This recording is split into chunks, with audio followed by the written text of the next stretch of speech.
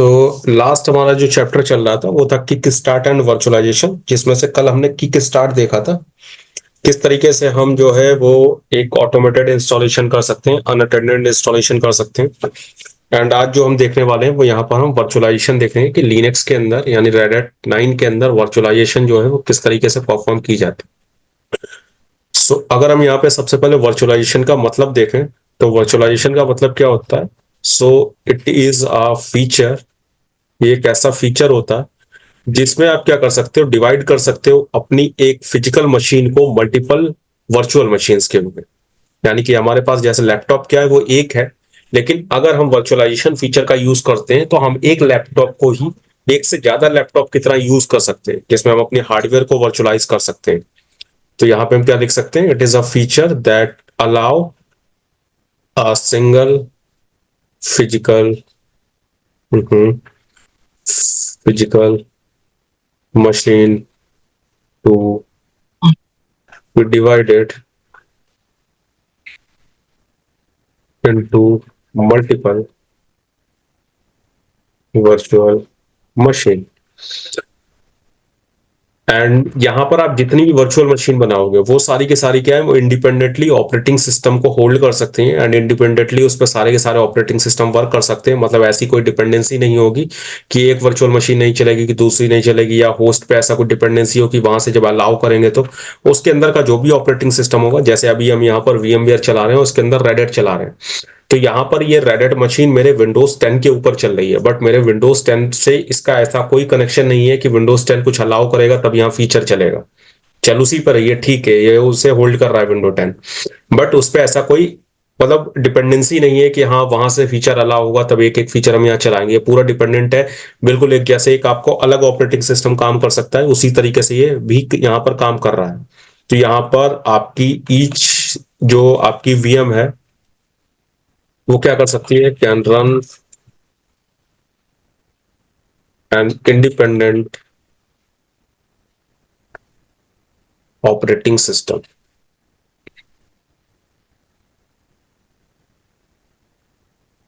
यानी कि हमारे पास यहाँ पर रेड हैट 9 के अंदर भी वर्चुअलाइजेशन का फीचर जो है वो सपोर्ट करता है। अब यहाँ पर आपका जो सपोर्ट करता है वो क्या करता है, KVM सपोर्ट रहता है। यानी कि अगर हम यहाँ पर बात करें, सो रेड हैट सपोर्ट्स KVM। अब KVM का मतलब क्या होता है यहाँ पर, सो कर्नल बेस्ड वर्चुअल मशीन। यानी कि यहाँ पर जो है कर्नल बेस्ड वर्चुअल मशीन होती है, जिसका मतलब क्या है कि ये जो है वो एक फुल वर्चुअलाइजेशन है, फुल वर्चुअलाइजेशन। अब अगर हम यहाँ पर बात करें कि हमारे पास जो वर्चुअलाइजेशन है वो भी दो टाइप के हो सकते हैं। एक तो आपका फुल वर्चुअलाइजेशन हो सकता है, फुल वर्चुअलाइजेशन, और एक आपका जो है वो यहाँ पर सेमी वर्चुअलाइजेशन हो सकता है।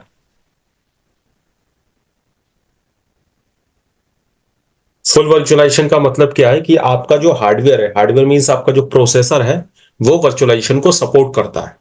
अगर मेरा प्रोसेसर, जैसे अगर हम बात करें इंटेल की, सो हमारे पास जो इंटेल प्रोसेसर है, ये इंटेल प्रोसेसर क्या है, वर्चुअलाइजेशन को सपोर्ट करता है। एंड इससे पहले अगर देखें तो जो स्टार्टिंग में इंटेल के भी प्रोसेसर आए थे पेंटियम 4 से पहले, वो वर्चुअलाइजेशन को सपोर्ट नहीं करते थे। वैसे इस समय जितने भी आ रहे हैं वो मोस्टली जो है वो वर्चुअलाइजेशन को सपोर्ट करते हैं। बट सेमी वर्चुअलाइजेशन किसे कहते हैं, कि अगर आपका प्रोसेसर वर्चुअलाइजेशन को सपोर्ट नहीं कर रहा है एंड वहां पर आप वर्चुअलाइज करा रहे हो। देखो फुल वर्चुअलाइजेशन जैसे ये KVM है, KVM क्या है, KVM अगर आपका प्रोसेसर सपोर्ट नहीं करता तो फिर आप KVM को नहीं चला सकते। यानी आपका प्रोसेसर सपोर्ट करना चाहिए तभी ये KVM चलेगा, क्योंकि ये फुल वर्चुअलाइजेशन को सपोर्ट करता है। बट कुछ ऐसे सॉफ्टवेयर भी आते हैं, जैसे आप VMware जो हम अभी यूज कर रहे हैं, VMware भी सेमी वर्चुअलाइजेशन में होता है। सेमी मीन्स अगर आपका प्रोसेसर एक बार को सपोर्ट ना भी करे तब भी आप इसे यूज कर सकते हो, यहाँ पे आप अपनी मशीन को वर्चुअलाइज कर सकते हो, वो ऐसा सॉफ्टवेयर वर्चुअलाइजेशन करा देता है। जबकि फुल वर्चुअलाइजेशन में क्या है, यहाँ पर हार्डवेयर पर डिपेंडेंसी रहती है। यहाँ पे कह सकते हैं कि ये क्या करा देता है, आपका सॉफ्टवेयर वर्चुअलाइज करा देता है, वर्चुअलाइजेशन। इसे क्या कहते हैं हम यहाँ पे सेमी वर्चुअलाइजेशन कहते हैं, यानी हमारे पास दो टाइप के वर्चुअलाइजेशन हो जाते हैं जिसमें जो केवीएम सपोर्ट करता है बाय डिफॉल्ट। रेडिट पे भी ऐसा नहीं है कि आप अलग से टूल नहीं यूज कर सकते, रेडिट पे भी आप अलग से थर्ड पार्टी टूल लाइक ये VMware है, आप VMware भी यूज कर सकते हो, या और बहुत सारे वर्चुअल बॉक्स है, वर्चुअल बॉक्स यूज कर सकते हो, तो वो भी यहाँ यूज किए जा सकते हैं। बट बाय डिफॉल्ट जो यहाँ पे अवेलेबल है वो क्या है, वो यहाँ पे केवीएम है। और केवीएम का यहाँ पे जो टूल है, क्योंकि देखो केवीएम क्या हो गया, एक तो ये आपका एक तरीके से टेक्नोलॉजी हो गई, ये आपके टेक्नोलॉजी हो गई कि वर्चुअलाइजेशन के लिए कौन सी टेक्नोलॉजी यूज हो रही है, तो केवीएम है, जो कि kernel based virtual machine create करने के लिए यूज होता है, जो कि एक फुल वर्चुअलाइजेशन का एक तरीके से टेक्नोलॉजी है। दैट मीन्स आपका अगर प्रोसेसर सपोर्ट करेगा तभी आप इसे यूज कर सकते हो। जबकि दूसरा जो यहाँ पर ये टूल्स आप यूज कर सकते हो, जैसे हम VMware यूज कर रहे हैं, VMware भी ये क्या है, ये एक टूल एक सॉफ्टवेयर है। तो ऐसे सॉफ्टवेयर को यहाँ पे हम क्या कहते हैं, इमुलेटर कहते हैं। इमुलेटर ऐसे सॉफ्टवेयर जो कि आपके यहाँ पर वर्चुअलाइजेशन के फीचर को यूज करने के लिए यूज किए जाते हैं, मतलब जिनसे आप वर्चुअलाइजेशन के फीचर को यूज कर सकते हो, वो क्या होते हैं, इमुलेटर होते हैं। अब अगर हम यहाँ पर भी देखें तो आपके टाइप्स ऑफ वर्चुअलाइजेशन में, यानी कि वर्चुअलाइजेशन के भी दो टाइप हो सकते हैं, type of virtualization and type of virtualization. और ये भी कह सकते हैं कि जो वर्चुअलाइजेशन के लिए आप यहाँ पर दो तरीके यूज कर, दो मोड यूज कर रहे हो, किस तरीके से वर्चुअलाइजेशन यूज कर सकते हो।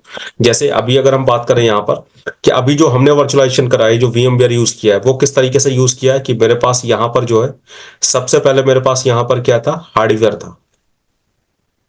मेरे पास ये मेरा लैपटॉप था या सिस्टम है, डेस्कटॉप था, जो भी था। एंड इसके ऊपर हमने क्या किया, यहाँ पर हमने यहाँ पर ऑपरेटिंग सिस्टम इंस्टॉल किया। जैसे मैंने विंडोज 10 यूज किया हुआ है, तो वो ऑपरेटिंग सिस्टम हमने यहाँ पे इंस्टॉल किया। एंड इसके अलावा हमने इसके ऊपर क्या किया, यहाँ पर अपना एक वर्चुअलाइजेशन इमुलेटर यूज किया। लाइक जैसे मैं VMware यूज कर रहा हूं, तो मैंने यहाँ पर VMware यूज किया, या फिर इसकी जगह और भी कोई हो सकता है यहाँ पर सॉफ्टवेयर जो आप यूज कर रहे हो। एंड इसके ऊपर जो है वो हमने फिर यहाँ पे क्या, VM बनानी स्टार्ट की। हमने यहाँ पर VM बनाई, एंड इसके अलावा ये VM बनाई, और जो भी जितनी VM आपके सिस्टम सपोर्ट कर सकता है वो सारी VM हमने यहाँ पे क्रिएट की। अब ये जो वर्चुअलाइजेशन होती है, ये कौन सा टाइप होता है वर्चुअलाइजेशन का, ये होता है यहाँ पर टाइप 2। यहाँ पर वर्चुअलाइजेशन दो टाइप की होती है, टाइप 1 और टाइप 2। तो ये तो हो गई आपकी टाइप 2।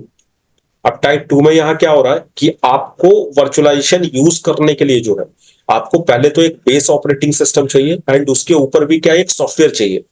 एंड यहाँ पे बेस ऑपरेटिंग सिस्टम जो है ये काफी हैवी रहता है। हैवी मीन्स क्या है, जैसे अगर मान लेते हैं कि आपका जो हार्डवेयर है, इस हार्डवेयर के अंदर आपके पास जो है वो 16 GB ऑफ रैम है।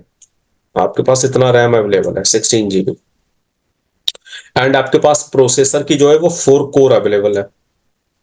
आपका जो प्रोसेसर है उसमें 4 कोर है। इतना हार्डवेयर अवेलेबल था हमारे पास। बट हमारा जो ऑपरेटिंग सिस्टम था, लाइक विंडोज 10 है या विंडोज 11 है, तो यहां पर उसे रन करने के लिए हमने यहाँ पे यूज कर लिया। लाइक अगर विंडोज 10 है तो मिनिमम आपको एक 4 GB तो यूज होता ही होता है, जब हम बहुत ज्यादा यूजर्स नहीं कर रहे हैं। विंडो 11 है तो मान के आप ये चलो कि वहां 8 GB तक का वो यूज ले जाता है, क्योंकि उसके साइज ये हैवी रहती, अगर थोड़े बहुत सॉफ्टवेयर आप यूज कर रहे हो।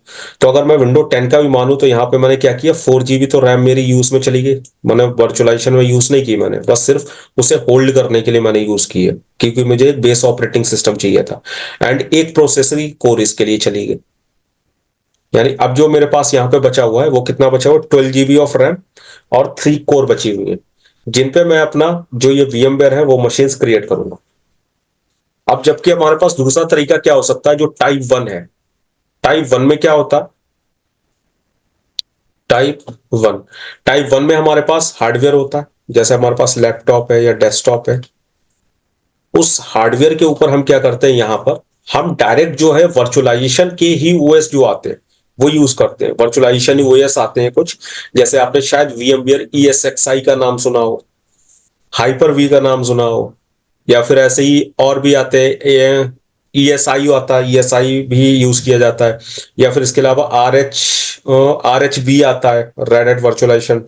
तो इसके लिए कई ऐसे टूल आते हैं या कई ऐसे ऑपरेटिंग सिस्टम होते हैं, वो अपने आप में खुद ऑपरेटिंग सिस्टम है। मतलब हम वहां क्या करेंगे, हम विंडो 10 या विंडो 11 इंस्टॉल ना करके सिर्फ उसी डायरेक्ट वर्चुअलाइजेशन के जो ऑपरेटिंग सिस्टम है उसे इंस्टॉल करेंगे।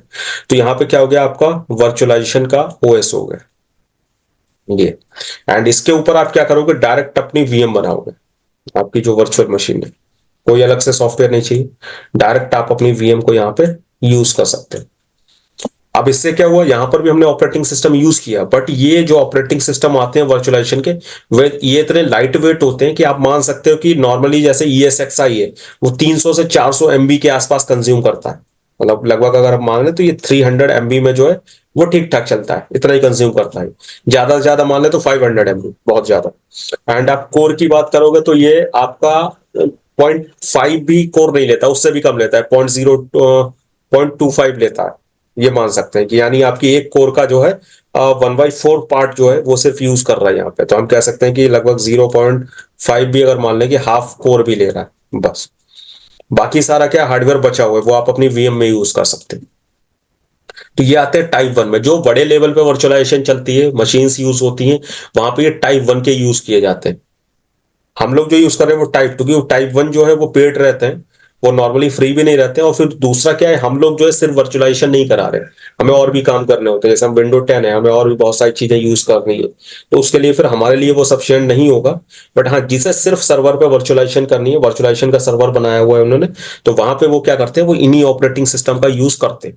यानी वर्चुअलाइजेशन क्या है, वो दो टाइप की हो सकती है। बताओ, इतना क्लियर है? हाँ सर।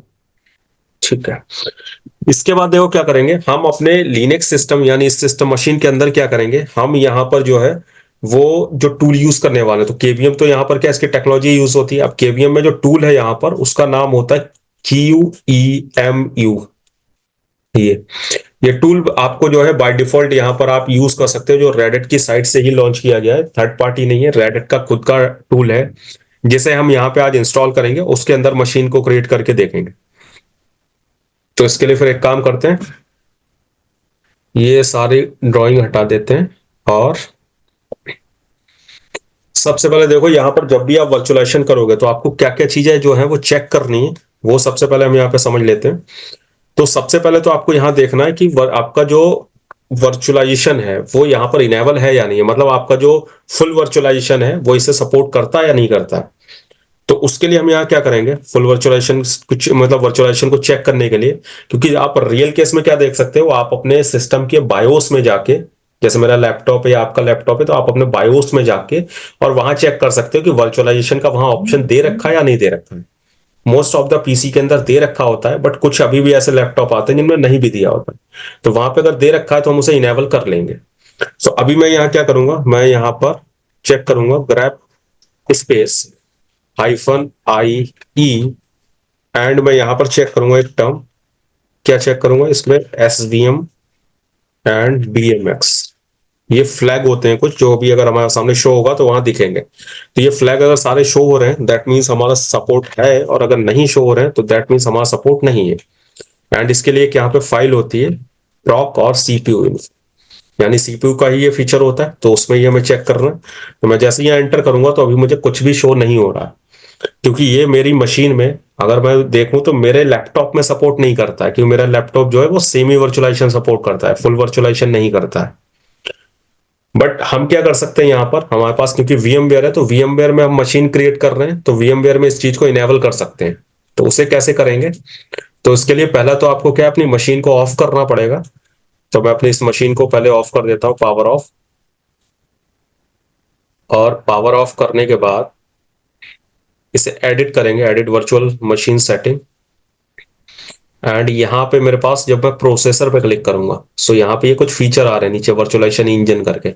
इसमें से जो सबसे पहला फीचर है वर्चुअलाइज इंटेल BT करके, ये वाला फीचर आपको टिक कर देना है, यानी कि हमने वर्चुअलाइजेशन इसके लिए ऑन कर दिया। एंड देन ओके कर देना, और उसके बाद इसे पावर ऑन कर लेना। अभी अगर हम चेक करेंगे तो जो अभी मैंने चेक किया था वहां पे मुझे वो सारे फ्लैग दिखने चाहिए।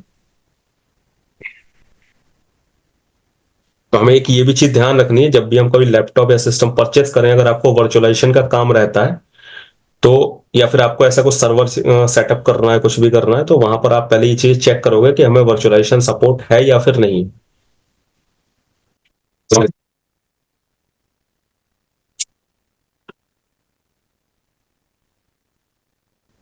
सो अभी से not listed and root Red hat.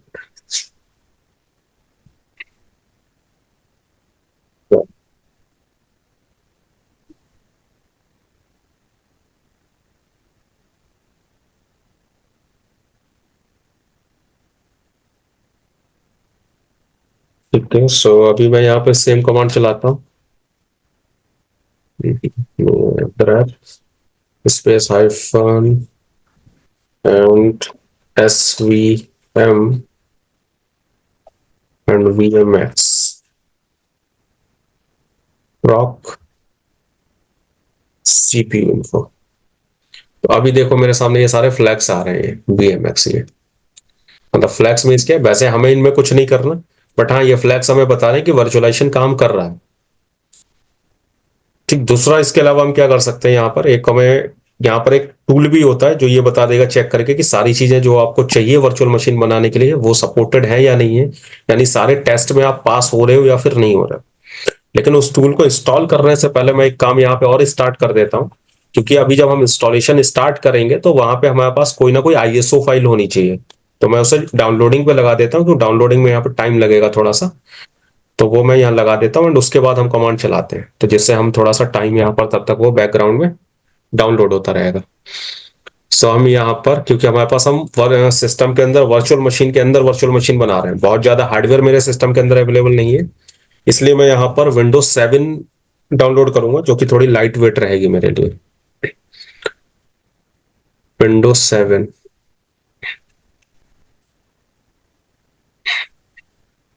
Windows Windows 7 करें या उससे भी ज्यादा लाइट वेट वैसे वो रहेगा, काली लिनक्स करें?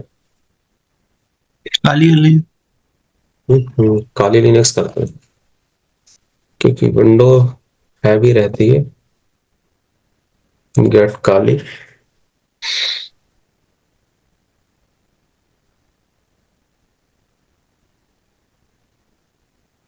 इंस्टॉलर इमेज,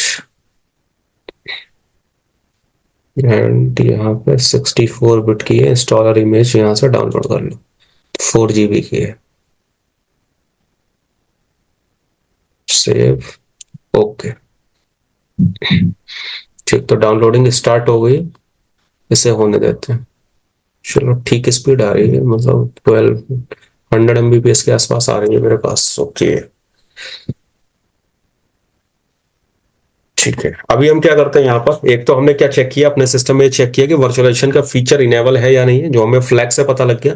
दूसरा हमें आर्किटेक्चर देखना है कि हमारा आर्किटेक्चर जो है वो 64 बिट होना चाहिए। वैसे ये चेक करना जरूरी नहीं है, क्योंकि इस समय जितने भी सिस्टम आते हैं वो सारे 64 बिट के ही आते हैं, कोई बहुत ज्यादा पुराना सिस्टम आपको वैसे मिलने वाला नहीं है। बट हाँ, इस कमांड से हम चेक कर सकते हैं, आर्क से चेक करेंगे तो ये 32 बिट और 64 बिट दोनों को सपोर्ट करता है। ठीक है, इसके बाद क्या करेंगे, हम यहाँ पर एक पैकेज इंस्टॉल करेंगे जो हमें ये बताएगा, सारी चीजों को वैलिडेट करेगा कि जो वर्चुअलाइजेशन के लिए चीजें चाहिए वो सारी आपको उन सारे टेस्ट में पास हो रहा है या फिर नहीं। तो इसके लिए मैं इंस्टॉल करने से पहले माउंट कर लेता हूँ अपनी आईएसओ को, mnt and yum install live virt -client। ये सॉफ्टवेयर ये टूल जो है वो आपको इंस्टॉल करना है। Y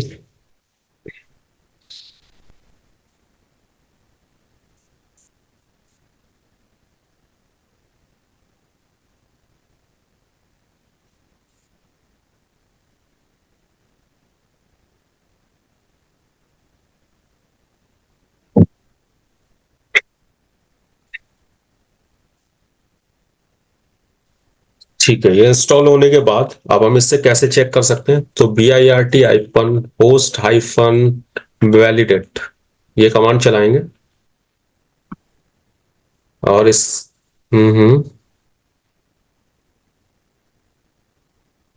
hyphen host hyphen validate, ऐसा कि इसमें कुछ पैकेज रह गया।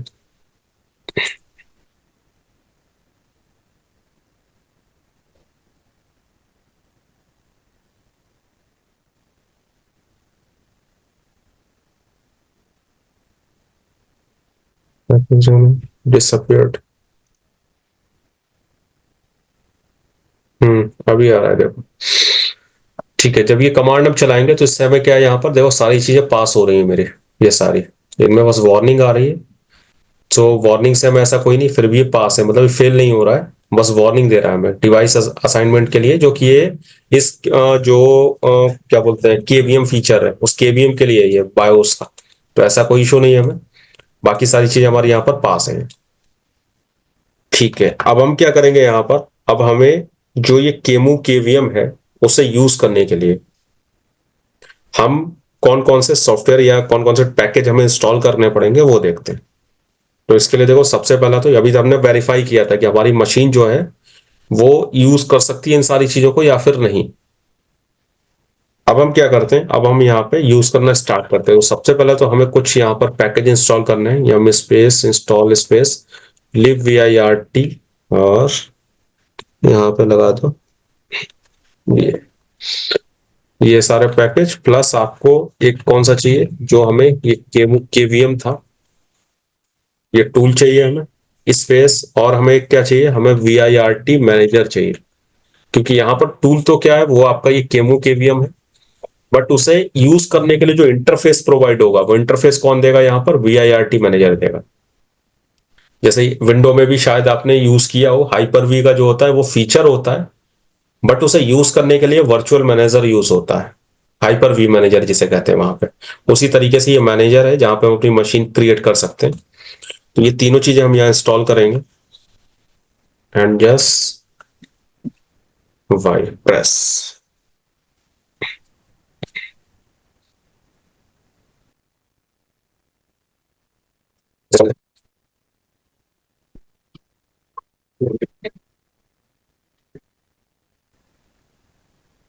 ठीक है, ये कंप्लीट हो गया। इसके बाद क्या करेंगे, हम यहाँ पर इसकी सर्विस चेक करेंगे। सिस्टम CTL, सिस्टम की स्पेलिंग गलत है, system CTL status and lib VIRTD, virtualization की जो लाइब्रेरी है उसके लिए डेमन है। एंटर। सो अभी ये क्या है, यहाँ पर इनएक्टिव है और डिसेबल भी है। तो हम इसे स्टार्ट करते हैं और इनेबल करते हैं। दूसरा इनेबल करते हैं,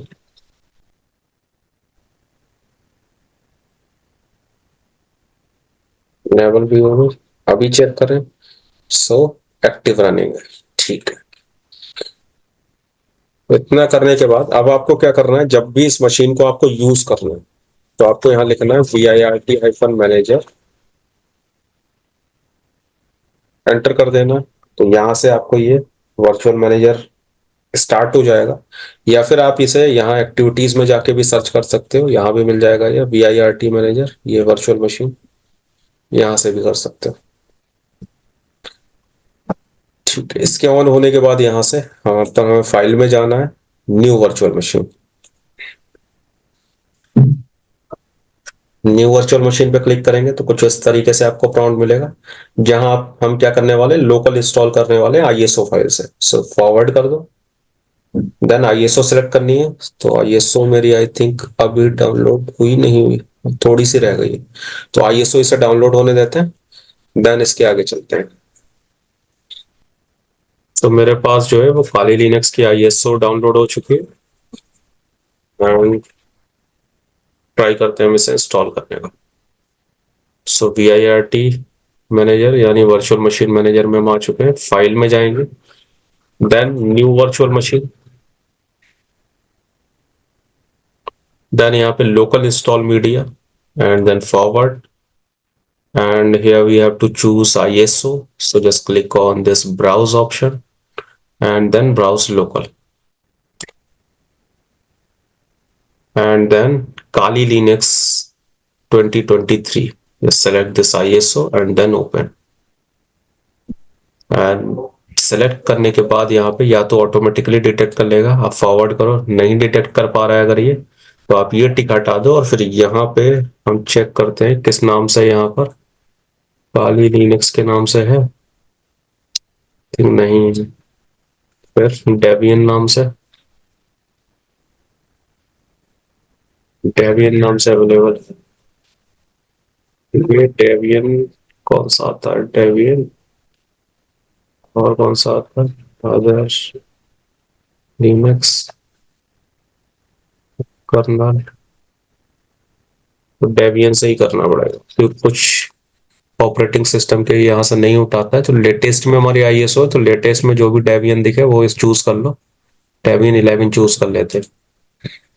देन यस। इसके बाद आपसे मेमोरी पूछ रहा है, कितनी मेमोरी आपको देनी है। सीपीयू हम यहाँ पे एक देंगे कोर, और मेमोरी जो है वो हम यहाँ पे दे देते हैं, क्योंकि मैंने मशीन को 4 GB दी है तो मैं इसे 1.5 GB दे देता हूँ, अराउंड 1536, यानी मैं 1.5 GB से दे दिया। Then forward. Disk space 20 GB। 20 GB, मैंने 20 GB शायद नहीं होगा मेरे पास इन द डिफॉल्ट लोकेशन। इतना 10 GB दे के देखता हूँ। फॉरवर्ड। नेम स्पेस का ही शायद एरर था। Complete internal error, no source bridge attribute specified. Bridge चलिए, ब्रिज को नहीं ले रहा है। फिनिश।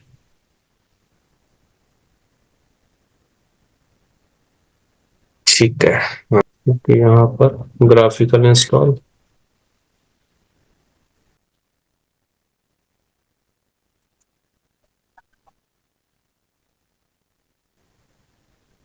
चलो सही है, आ रही है।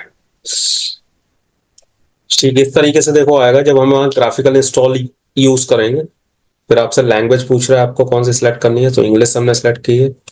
कंटिन्यू कर दो यहाँ पे। देन आपसे पूछ रहा है आपकी लोकेशन सेलेक्ट करो, तो यहाँ पे आप इंडिया भी सर्च कर सकते हो या फिर चाहो तो कोई और लोकेशन भी दे सकते हो। कीबोर्ड का लेआउट तो आप अमेरिकन इंग्लिश ले लो, या फिर अगर इंग्लिश इंडिया दे रखी हो तो वो ले सकते हो, बट इंग्लिश इंडिया दी है आई थिंक, मुझे लगता है नहीं दी है शायद। हिंदी वगैरह तो दे रखी है, इंग्लिश इंडिया नहीं दी है शायद। गुजराती भी है। गुजराती में काफी लैंग्वेजेस। चलो अमेरिकन इंग्लिश ठीक है हमारे लिए। कंटिन्यू कर दो। इसके बाद ये आपके हार्डवेयर को डिटेक्ट करेगा। से होने दो।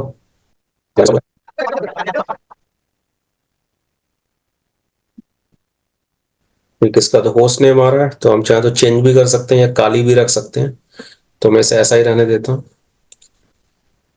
डोमेन नेम आ रहा है, अगर आपको सर्वर से कनेक्ट कराना है तब ये नाम देंगे, बट हमारे केस में ऐसा कुछ यहाँ डोमेन नहीं है, हम इसे ऐसे एम्प्टी छोड़ देंगे और कंटिन्यू कर देंगे। इसके बाद आ रहा है सेटअप यूजर, तो आप यहाँ पे कोई यूजर नेम बनाना चाहते हो उसको नाम दे दो। क्योंकि देखो बाय डिफॉल्ट काली लिनक्स के अंदर एक अलग चीज क्या है, यहाँ पे रूट यूजर होता तो है, बट रूट यूजर कभी ग्राफिकल लॉगिन नहीं होता है। जैसे हम यहाँ अपने रेडिट के अंदर क्या करते हैं, हम वहां पे क्या आता है, नॉट लिस्टेड पे जाके रूट लिख के ग्राफिकल लॉगिन कर लेते हैं। बट यहाँ पे काली लिनक्स के अंदर ग्राफिकल लॉगिन नहीं होता है, पहले होता था, बट ये आई थिंक जब इसकी वो आई थी 2000 आई थी सीरीज, तब से ये बंद कर दिया था इन्होंने। तो यहाँ पे क्या होता है, यहाँ टर्मिनल पे आप रूट में जा सकते हो कोई एसयू करके या सूडो करके, बट वैसे आप लॉगिन नहीं कर सकते। तो आपको यहाँ एक अलग से यूजर चाहिए ही चाहिए, जबकि रेडिट में क्या था, रेडिट में अगर आप अलग यूजर ना भी बनाओ तो रूट से आपका काम चलता रहेगा। तो यहाँ पे हम एक कोई यूजर बना लेते हैं, और मैं यहाँ पे स्टूडेंट ही बना लेता हूँ। And continue. So user name for your account student, ठीक है। कंटिन्यू। पासवर्ड दे दो यहाँ पे। सो पासवर्ड में यहाँ पे काली दे रहा हूँ। Kali. Continue. Configure the clock and detect disc.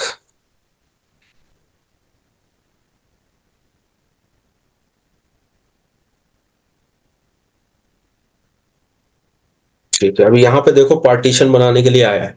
अब यहाँ पे पार्टीशन ध्यान से देखना है कैसे बनते हैं। तो यहाँ पे क्या है, पहला तो हमें क्या करना है, यहाँ पे आ रहा है आपको मैनुअल, तो हमें मैनुअल पार्टीशन करना है, तो मैनुअल कर लो। कंटिन्यू। फिर आ रहा है आपके पास यहाँ वर्चुअल डिस्क है, इतने साइज की है हमारे पास। ठीक है, इतने साइज की है तो इसे कंटिन्यू करो। यार पार्टीशन टेबल इस पे बनाए, यानी पार्टीशन टेबल जो आपका जीपीएटी एमबीआर होता है वो, तो ठीक है हमें क्रिएट करना है, यस कर दो और कंटिन्यू कर दो। सो आपके पास यहाँ पे ये फ्री स्पेस आ चुका है। अब इस फ्री स्पेस में क्या करो, यहाँ पे कंटिन्यू करो। और create new partition. New partition के बाद न्यू पार्टीशन का साइज कितना लेना है, तो यहाँ पे भी सेम आपके रूट, बूट और स्वैप, ये तीन आपको बनाने हैं। ठीक है, तो हम रूट बूट स्वैप बनाएंगे, तो हम रूट का साइज, हम यहाँ पे देखो एक काम क्या करने वाले हैं, क्योंकि मेरे पास सिर्फ 8 GB है, तो मैं यहाँ पे स्वैप नहीं बनाने वाला हूँ, क्योंकि मेरे पास स्वैप के लिए साइज नहीं है एक्स्ट्रा। वैसे आपको स्वैप जैसे बनाते हैं वो बता दूंगा मैं कैसे बनाते हैं, बट मैं यहाँ पे क्या करता हूँ, मैं सिर्फ जो है 8 GB का एक ये पार्टीशन बना लेता हूँ। कंटिन्यू। प्राइमरी पार्टीशन चाहिए, प्राइमरी चाहिए मैं। बिगिनिंग, इसे बिगिनिंग रहने दो, यानी आपको जो हार्ड डिस्क यानी वर्चुअल हार्ड डिस्क है उसके स्टार्टिंग में सेव करना है अवेलेबल स्पेस के, तो स्टार्टिंग में ही करना है मैं।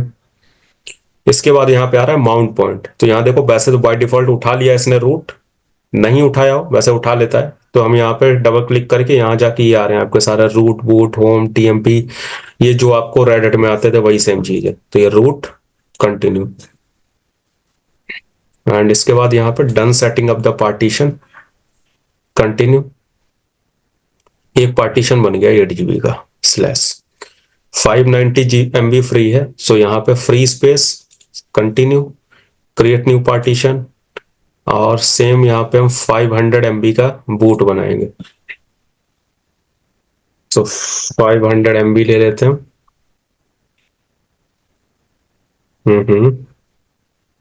500 MB, continue, primary, continue, beginning, और अब यहाँ देखो होम उठा लिया है, तो हम यहाँ होम की जगह क्या करेंगे, बूट सेलेक्ट करेंगे, बूट, कंटिन्यू, बूट आ गया। Done setting up the partition, continue. तो ये हमारा रूट बूट हो गया, फ्री स्पेस 90 MB बचा है, तो 90 MB का स्वैप बना देते हैं ताकि ये पता लग जाए कैसे स्वैप बनता है।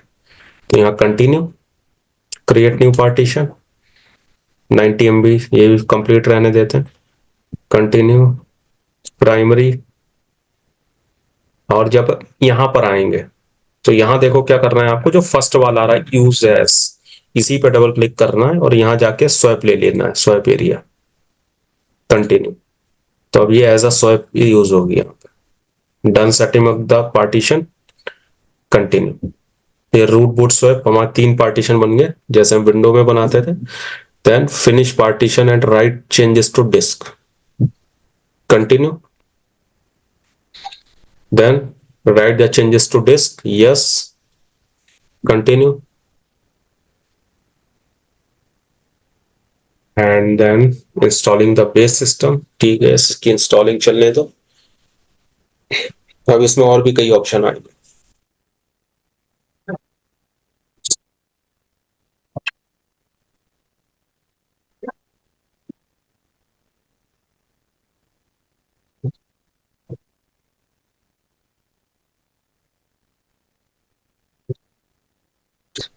कॉन्फ़िगरिंग एपीटी, इसमें देखो कॉन्फ़िगरिंग एपीटी जो होता है ना, एपीटी इसका पैकेज मैनेजर है। जैसे यहाँ पे आपका आरपीएम होता था वैसे यहाँ एपीटी होता है।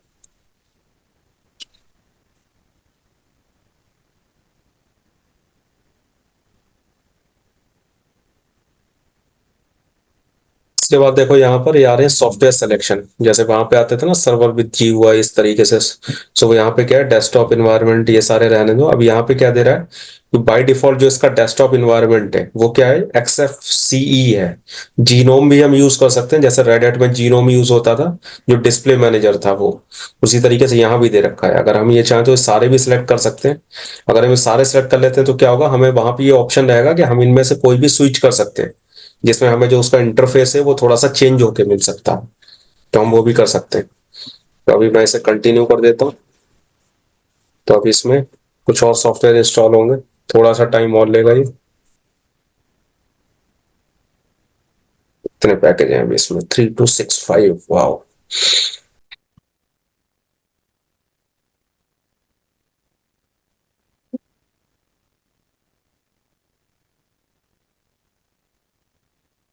ठीक है।